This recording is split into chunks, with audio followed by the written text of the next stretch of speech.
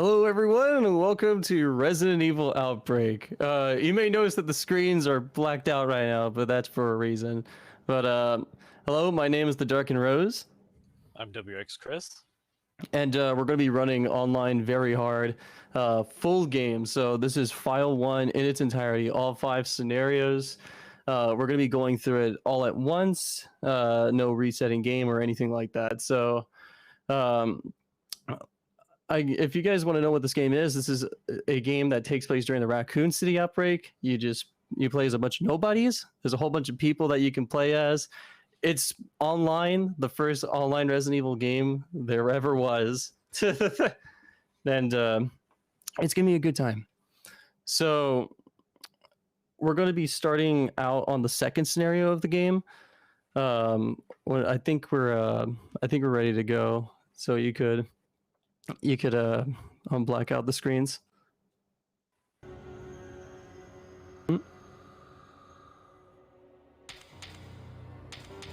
All right. So we won't start the time yet, but we'll say when it is. It's after the first cutscene we play, but we're going to start it right now, the scenario. So this scenario is called Below Freezing Point. For some of you guys that love Resident Evil 2, maybe play a little bit of RE0 because I know it actually shows up a little bit there.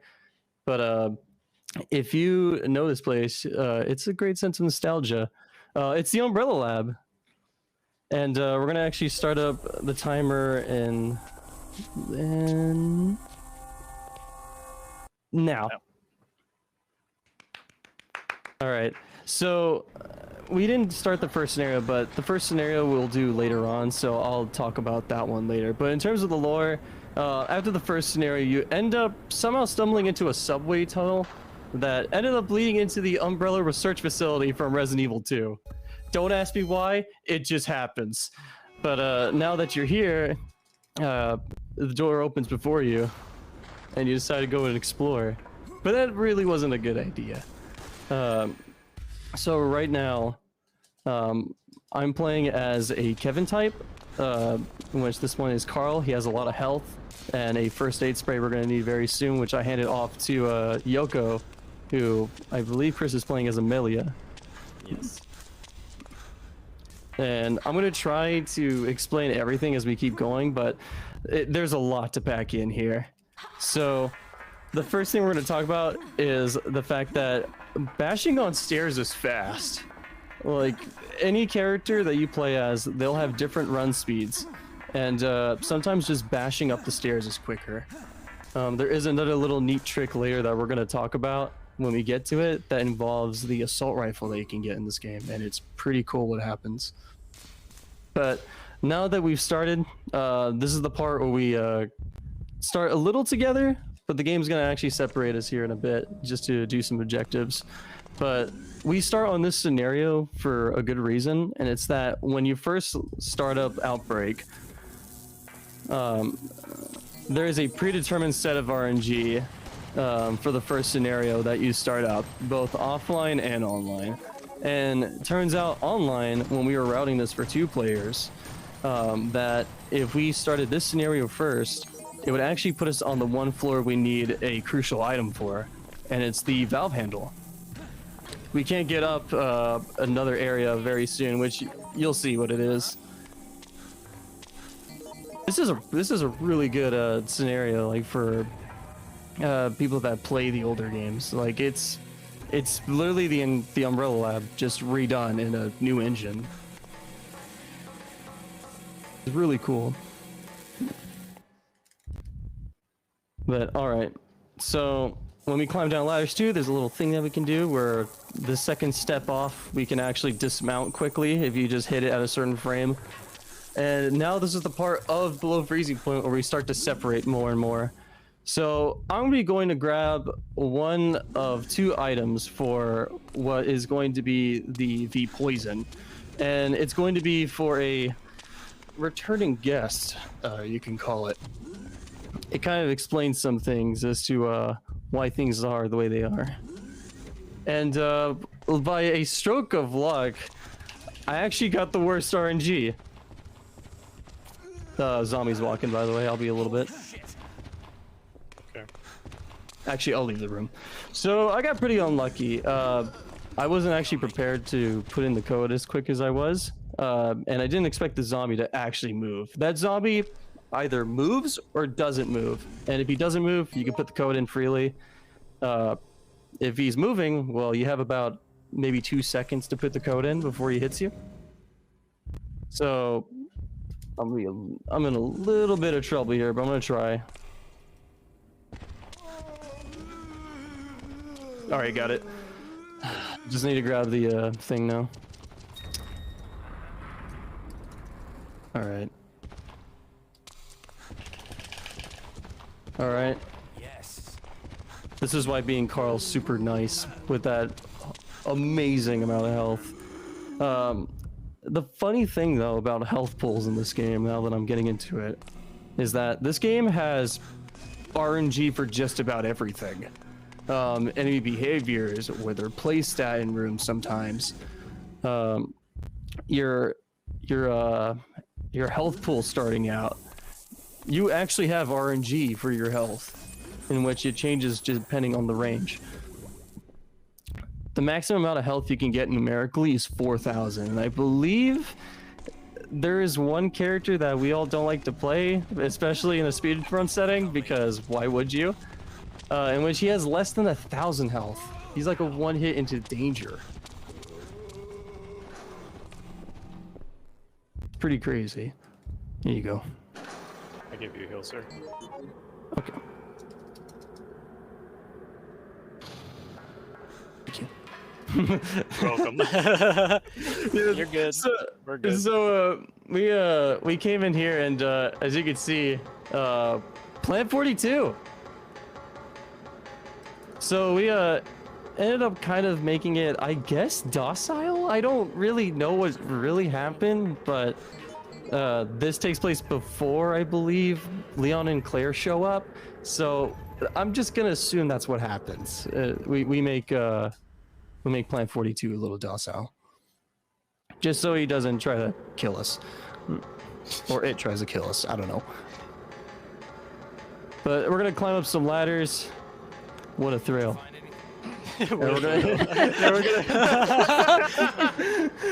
head up into some more familiar areas of the game of RE2. And my God, like I don't talk about it as much anymore, but man, I really love the fact that you're just running through this lab. It's awesome. Yeah, I love this stage. But as you can see, I didn't mention it as we were running around, but you may notice that there's a lot of frozen stuff. Hence why the moniker below freezing point. So for some reason, the laboratory is all frozen. And we can't really do anything to get out of here unless we melt away the ice. So right now we're gonna go and get Yoko, who actually, in terms of lore, she's actually an Umbrella member. She actually is able to use the fingerprint reader right here. If you didn't have Yoko here, you would end up having to go downstairs, input a code into a computer so you can register your thumbprint, and then you can do it. But you also run the risk of a cutscene where you get taken by, you'll see in Chris's perspective, Mothra. We like to call her. We haven't actually seen it yet. You could hear it though. Yeah. It's just this big moth that flies around. Like there's rare occasions where she'll actually bless the run and just sprinkle magical dust all over Chris, but we didn't get it this time.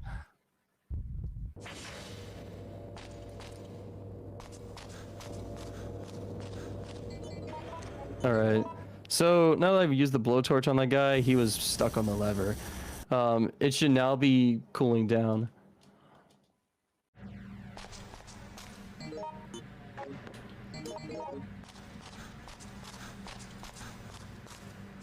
But all right. So now that we're getting the ice thawed away, I'm gonna have to run right now into the turntable room so that we can actually get ready for the turntable to pretty much melt away, so that we can actually put a key in. There's an invisible timer going right now, and this is pretty important for Outbreak in terms of running online. the game has a tendency to pause your timer in terms of offline and online when you go through a door load.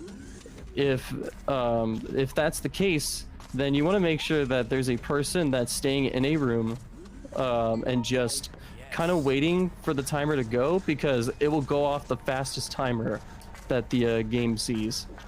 Yes. And so I got there just in time for the cutscene to hit, and I can just put the key in right now. And with that, I get to kind of sit around leisurely while waiting for Chris to grab some more supplies we need. Hunting. Yeah. Yep. This is the part where I'd be spamming ad-libs like crazy, which, by the way, there are ad-libs in this game.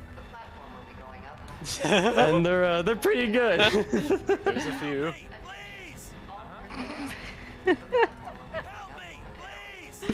I love it. I love these things.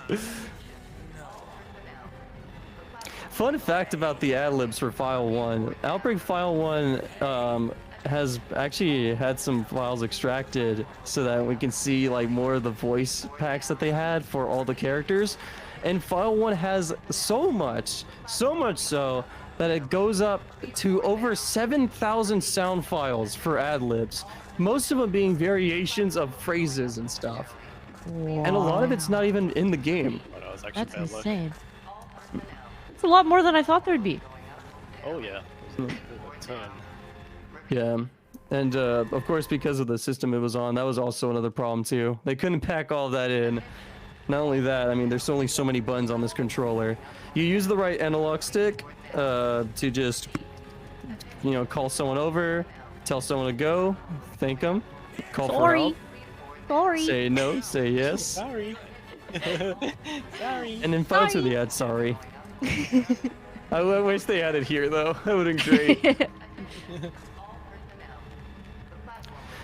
Another great thing about File 1, and this is also why there's more dialogue variation. There is some in File 2, but not as much as it is in File 1. There's a lot of rooms where they've programmed in certain ad-libs to play, especially with pairings of characters. So you can actually go into a room and maybe you'll actually end up striking a conversation with the character that's with you.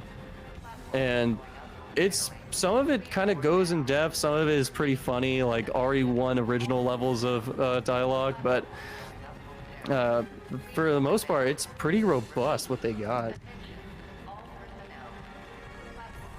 You having a good time in there? Yeah, maybe. I just hear the hunters over here jumping around. I'm glad they're on that side. Please help! Please help! Help me! Please! Just take it. Have a look. Have a look. Take this.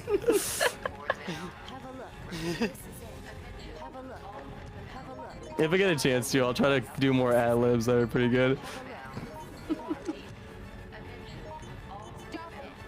I think my favorite thing is the face plant.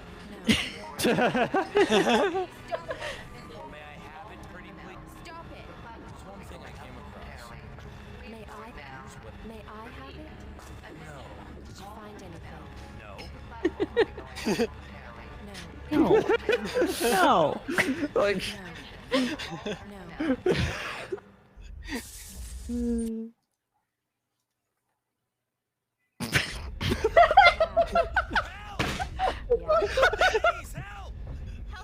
Sorry, I'm right. Okay. Sorry. I get a little carried away. Help me! This is one person having a normal conversation.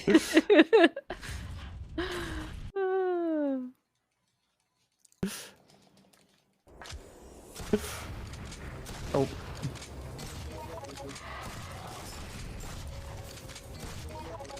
Oh my god. What is he doing? Oh. Oh, come on! Oh, okay. Pretty good. Pretty solid. That was solid. That was a solid one. Good job. GG's. GG's right there. I was having too much fun with the ad-libs. I didn't even get to explain the fight. But while we're transitioning into the next scenario, by the way, this is a good time to black out the screens. We'll be starting up another lobby. All right. But I guess I could explain it while we have this audio podcast going on. That boss battle is very scary for a number of reasons. One, obviously it's RNG. And two, any mistake on your timing and it's gonna be horrifying. So you get a whole bunch. What we did during below freezing point, I was the bottle carrier, you can say, and Mr. Chris had the shotgun, because the shotgun alongside the assault rifle actually makes, for some reason, it actually makes the female cast of the game run faster, and random NPCs included. For some reason, the female characters have faster run speeds with assault rifles, shotguns, and even during pipe climbing animations. It's strange. We don't know why, but it's just something that we found out when we were testing this game.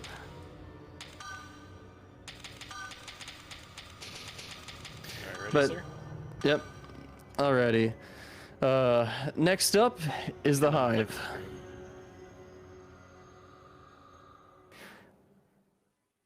Yeah, next up is the Hive, and this is another familiar setting for all you people that love RE3. Ooh, It's the hospital. let's go! No. And the first thing that everyone wants to have when they start up is a minute-long conversation with Harsh. Please do not be alarmed. I'm a doctor in this hospital. Please do not be alarmed. I'm a doctor. I'd be more alarmed about the I must stick say man. This hospital is not an ideal I myself am trying to get out of here as soon as possible.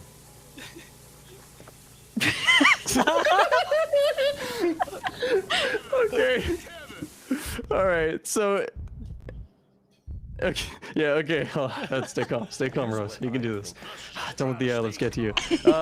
So in the Hive, our unlucky cast of heroes has been taking refuge in the hospital for a bit, but the problem is it's not actually safe here. We gotta leave for a reason. You'll see on Chris's screen.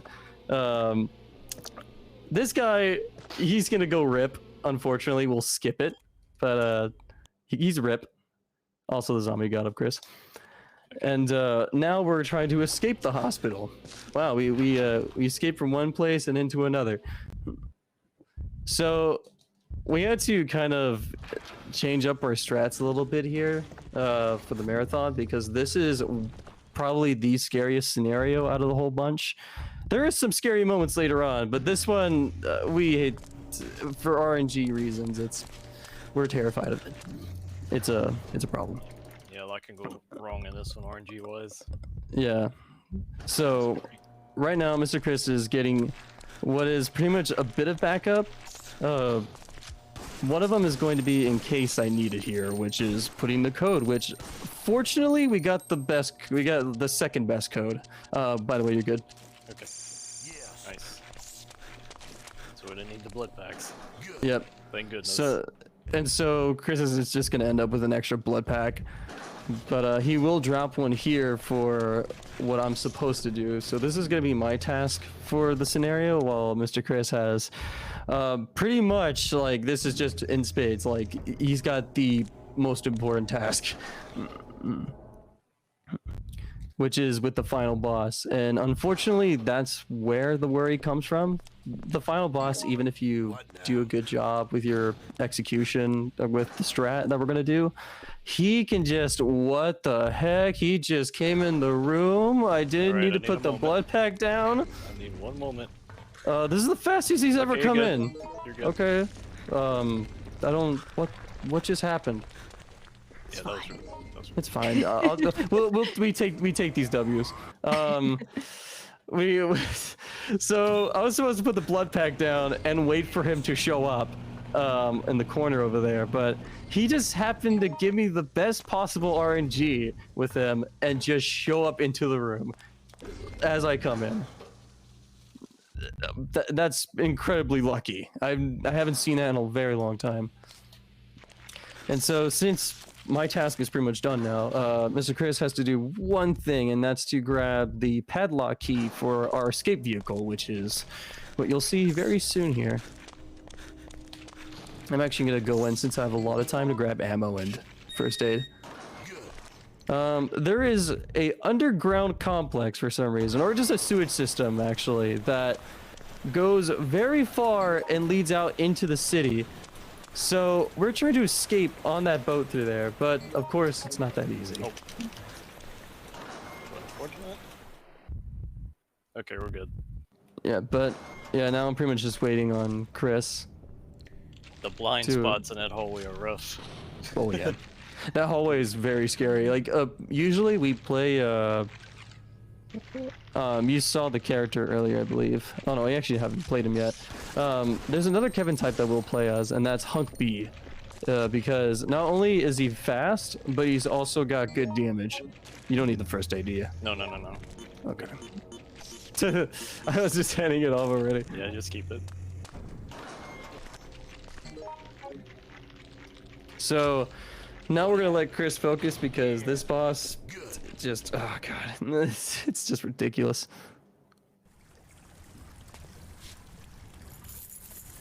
This part is no joke.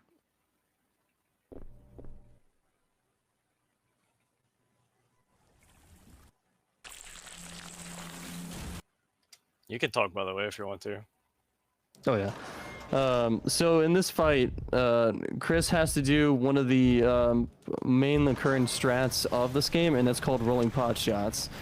Online, unfortunately, because of really lag, unfortunately because of lag, you can't actually just do it in rapid succession because this boss has the worst iframes and just general lagginess throughout the course of the fight. So I got here a little soon. I'm gonna wait on Chris to put his final shots in. He will do a range attack if I'm too close. One of my shots missed. Cat stance. Oh my god! Get out of the water! No, He come on! can do this sometimes. He just stays in the water. That's really bad luck. There you go. We're good. There you go. Could've been better, but Yeah, we it could salvaged have. There is a way to one cycle that fight, but it is hard to do it. Like, not only do you need a really good setup, you need to make sure that the boss itself isn't gonna do a certain attack. It has 3 attacks that we try to focus on, and one of them is it'll charge. Another one will have it just stay underwater for some reason. Don't know why.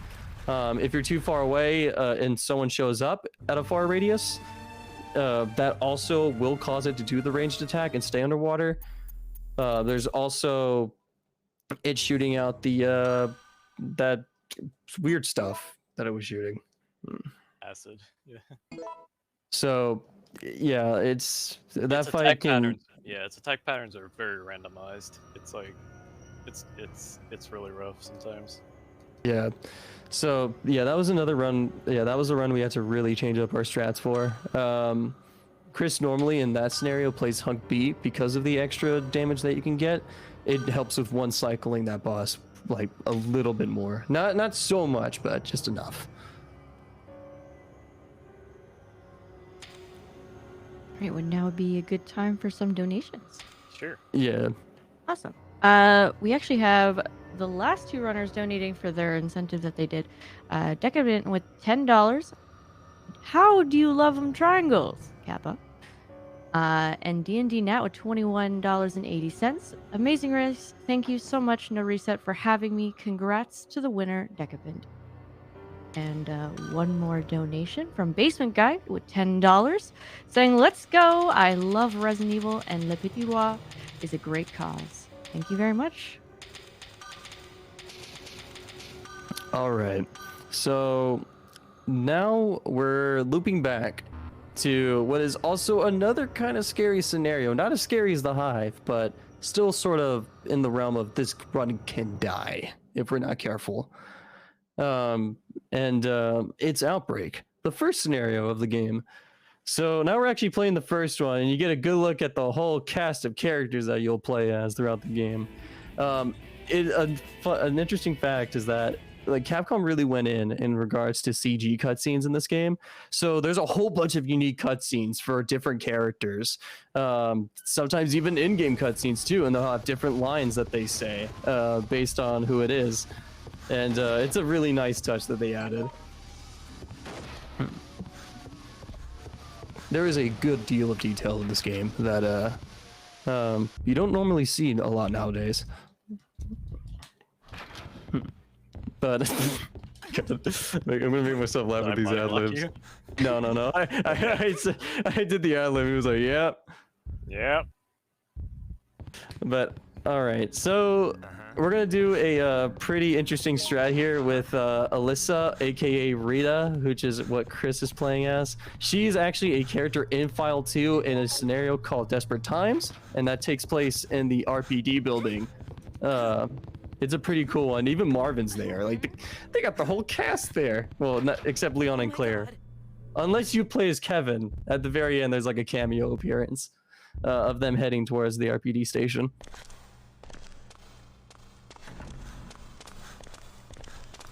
Oh my god.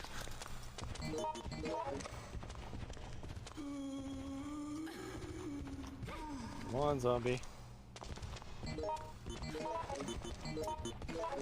Oh. This is not good. This might be bad.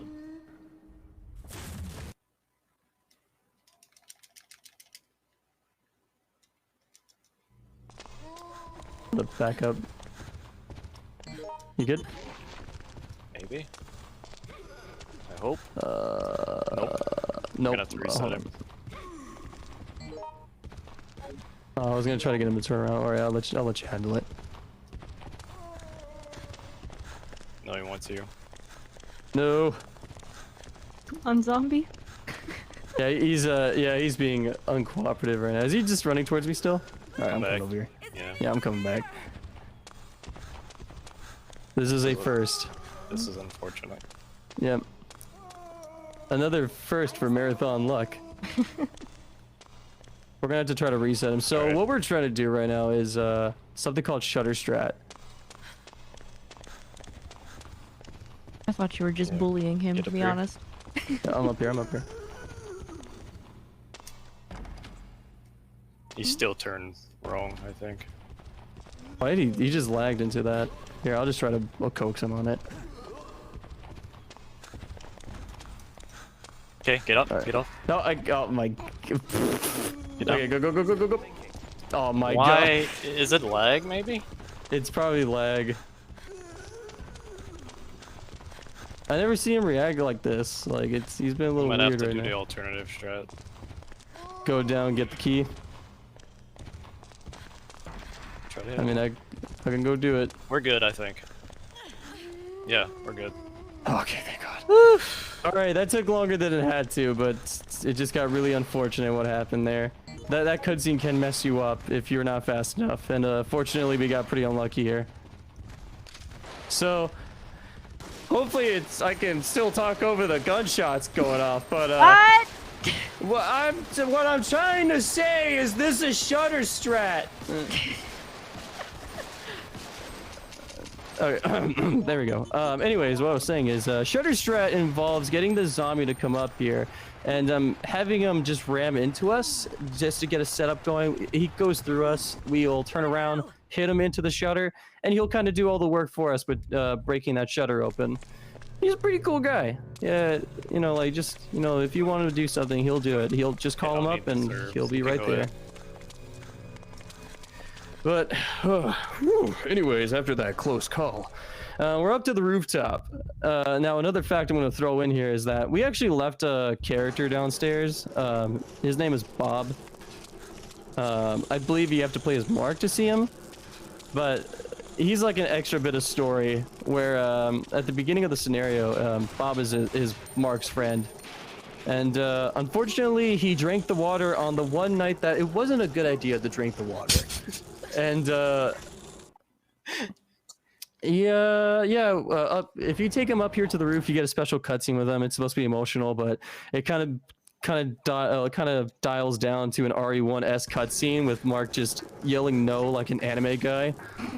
It's amazing stuff. You have to see it when you get a chance. Alright, wait for me. Yep, I'm waiting. Okay. Okay, nice. That jump And is a of little course- scary. I hate that so much. I hate these girls so much.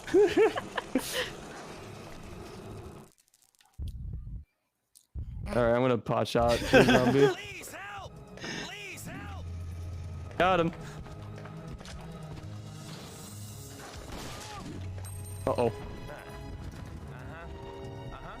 Uh-huh. Uh-huh. Uh-huh. Hmm. Help! Alyssa! Thank you. Did you get the door? Alyssa! Yes, sir. Okay. All right. So okay. Back to the commentary. So now we made it to the bottom of the bar. I was waiting until we got down here just so I could go on with it. But okay. Now we're down here, and things are gonna get a little hectic because of these little guys. Thankfully enough, these are not the File 2 version of these enemies, which are called Scissor Tails. But so they're gonna be a lot dumber here in terms of AI. In File 2, they are lethal machines. You don't want to mess with them in File 2. But because we're playing on very hard, instead of zombies here, you just get scissor tails. It's one pretty unique thing about this scenario that they did. And not only that, I wish I can show it, but they actually made another CG cutscene to reflect that. So there's a CG cutscene over here that plays in which this guy over here, Raymond, who I'm also playing as, funny enough, he actually kind of, bites the dust, unfortunately. Oh, run. Let's go. Yeah, let's go. Let's not risk this. But that cutscene plays, I think, as a CG scene, and it actually replaces the zombie with a scissor tail jumping on him and, eating him. It's like a little detail. I mean, it's a pretty nice detail, honestly, but it was really cool that they did that. Bugs are on the wall, I think. But I didn't get to mention the best part about this scenario, if you want to call it the best. Here's a boss fight. You didn't expect this, did you? Sort in a of. Resident Evil game. It's like a mini boss, if anything. Boss fight in my Resident Evil game? What? Alright, you might want to move. Run? Yeah. Okay.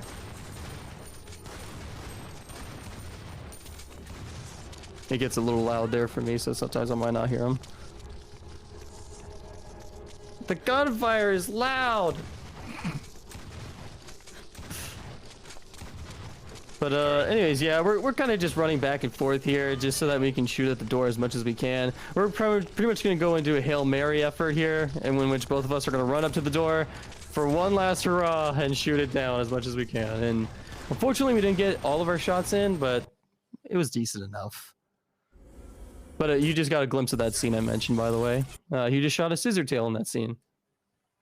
And it's not CG, but it's pre-rendered, so I mean, it's kind of almost the same. But now we're gonna go and take care of these guys, because we can't leave here without taking care of them. And that's by lighting this tanker on fire and just burning all the scissor tails that are there. But now we gotta run and leave. Now, if you play co-op in this, like if you play with a few more players, or if Chris actually ended up over there instead, he actually ends up on the other side. There's another area over there that you can jump into. But of course, being here is the best place to be. Yeah, for speed But restaurants. now for one of our more interesting ad-libs.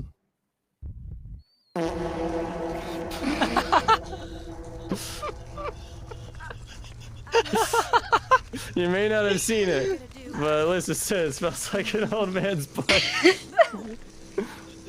Did it show on your screen or no? It did. It did right as we got in. Yeah, it lives in this game or something else. They really are. Some of them I wish they voiced. Like they actually voiced the line.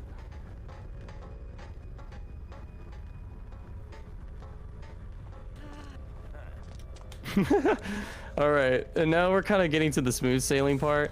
There is something that you can do here. It's like a bit of an extra ending if you want. There's other scenarios that do it too, depending on like certain conditions. But this one, all you have to do is just continue through a bridge, which we're not going to do, and more stuff happens, but we're not going to do it. It's just a bunch of the RPD officers getting overrun in one of the main avenues of Raccoon City, and you have to help them out with taking care of them and blowing up a set of charges they left for the zombies. But we're not going to do that. We're just going to come up here, realize the situation, and then leave. But since I got that through with, if there's any more donations or anything you'd like to plug in, you can do it right now. Oh yeah, we got a ton here. We have $110 from DDG and Carl saying you will eat some pineapple hit sauce. I think that was referring to the last run, but thank you very much, DDG and Carl. Much appreciated. And we also have a $5.69 donation from MG Foxtail saying the ad-libs continue to remain in my head from hearing you spam them, Rose. Good luck on the run, and glad you can represent Outbreak. Thanks, Fox. He's a friend of mine. Real cool dude. We started practicing Resident Evil 5 recently, and it's been a fun time. We just haven't had a lot of time to get back into it, though.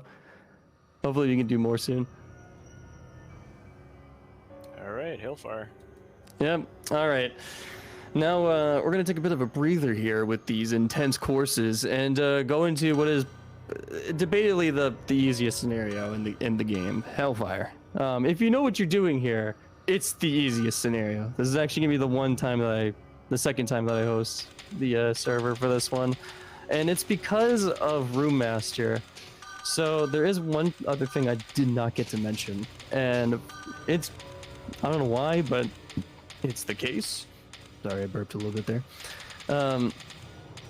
For some reason, if the host of the server has a bit more prioritization than anyone else in the lobby, and because of that, if the host were to say go through a door,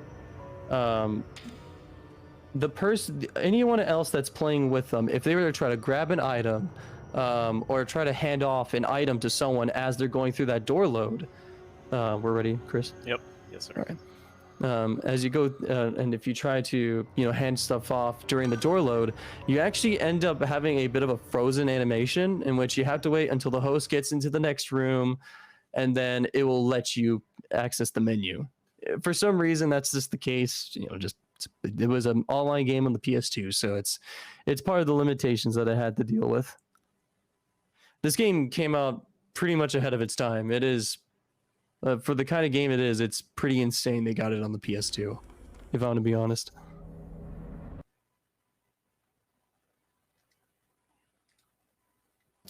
But, alright, so we're playing as Hunk B finally. I've been talking about this guy a lot. You guys know Hunk. You know me. He's that kind of guy, he's iconic. But he also has the best amount of damage out of the Kevin types. And that's really useful for this boss on this scenario. So when we get to the boss battle, I will talk about what we're gonna do. It's another set of rolling pot shots, but fortunately it's easier than the boss battle in the Hive, thankfully, because it wouldn't be as rough, but still it's just something we don't want to deal with if we can. But Hellfire is pretty straightforward. You're kind of just running through hallways, putting in a code here and there, doing a puzzle here and there. There's not much to talk about other than, I guess, some pretty interesting stuff with this scenario. If you watch a speedrun, you're not going to really see much of this scenario in terms of its scope, because this scenario has so many asides that you can just stumble into if you go a different direction than where we just went. And that's a whole area that you don't normally see in the speedrun. Like, there is so much to this scenario that it's pretty understandable why a lot of people can get lost depending on which path they take. So right now, in regards to where we are going, though, I'm going downstairs to grab the silver key, which is one of the keys that we have to grab for a room upstairs on the 3rd floor. Chris, on the other hand, he's about to get the gold key, if I'm correct on the timing here. Yep. And I think he actually got worse painting RNG. It was the worst. It Oh, was the God. worst RNG. Oh geez, so I guess I could mention It'll be that. alright though. Yeah, so there's another set of RNG I didn't mention. There is a puzzle, and it's in the form of paintings. You can either get a 2 change. Oh, hold on, I got a zombie in here. Oh, I'm having trouble with these wrenches, dude. Oh, what? Okay, woo! Hit Close the one, wall close on one. accident. I'll make it. So, okay, back to what I was saying. The painting puzzle has like 3 different sets of RNG to go with it. You're either gonna get like a 2 change, a 3 change, or a 4 change, which is that's time loss if you get a 4 change.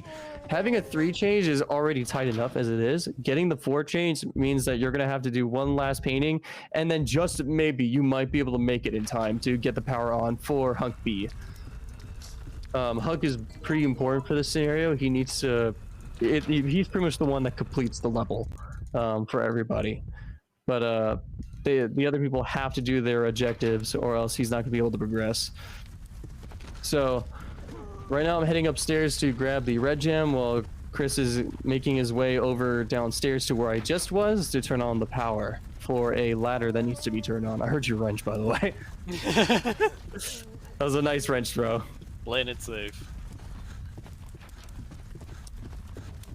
Help me, please! Ugh. I feel like I like how fast the commentary going. It feels like I have like a billboard just with a whole bunch of stuff jotted down and just pointing at things with a meter stick and going, all right, you understand this? All right, are you following? This game is chaos.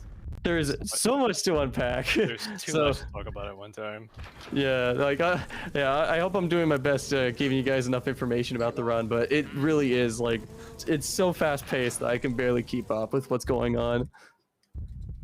Especially if something goes wrong. Like if something goes wrong, then it's like, all right, we gotta talk about this because this is something that we normally don't talk about.